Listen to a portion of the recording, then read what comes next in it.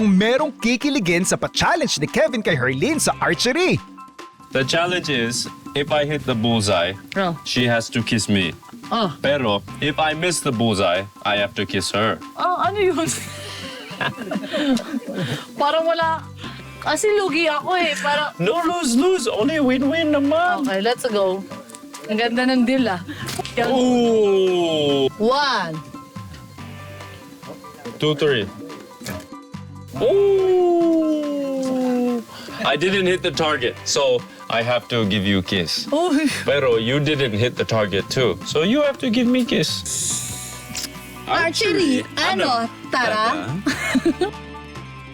Eh di lahat tayo nakinood sa love life ng iba nakangiti na. Pero sa lulutuin ni Herlene na sinigang na balut, mapangiti kaya si Kevin o mapangiwi?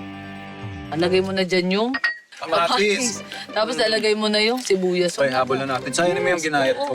Tapos hindi naman ako nagluluya, pero dahil naghiwa ka, sasama na natin. Lagay ko na rin yung patis, chef, para isahan na lang sila.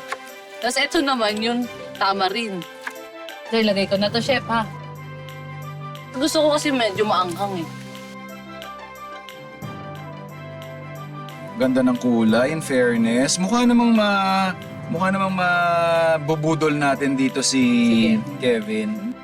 I was cooking with Herlene. Herlene, she prepared something very special for you. This time, si Kevin naman ang magpapakitang gilas.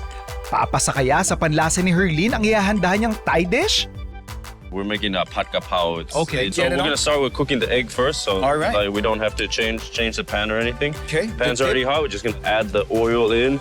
We're gonna be generous with the oil. Huh? Yes. We want that oil nice and hot right away.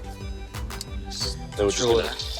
this is what we also want too. Huh? We want that Crispy, right. underneath and We- not crispy on top. Herlene and I, we talk together a lot about food, and we think that Filipino food and Thai food are very similar. Get this a nice little. And you go in with the. Have you ever made kapaw before? Yeah, I think we did, right? In this one of our episodes. Oh, okay. So One there's of our nothing. episodes, yeah.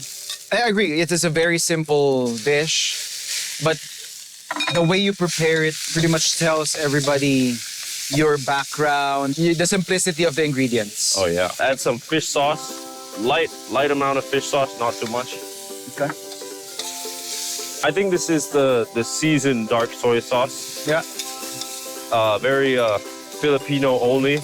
We don't have this in Thailand. We won't need that. And this is, I would say, one of the 2 secret recipes. Molasses. You have a pretty Savory. interesting background.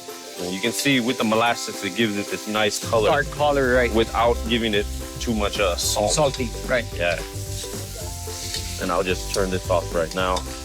And then we add the string beans in. Oh, okay. And why? Because everything in here right now is not crunchy, right? It's nice, finely diced. I think we're done with the kapaw.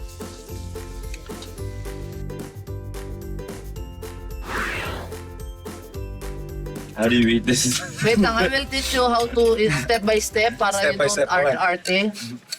There's hair. Oh. Sige na, nguyain mo na.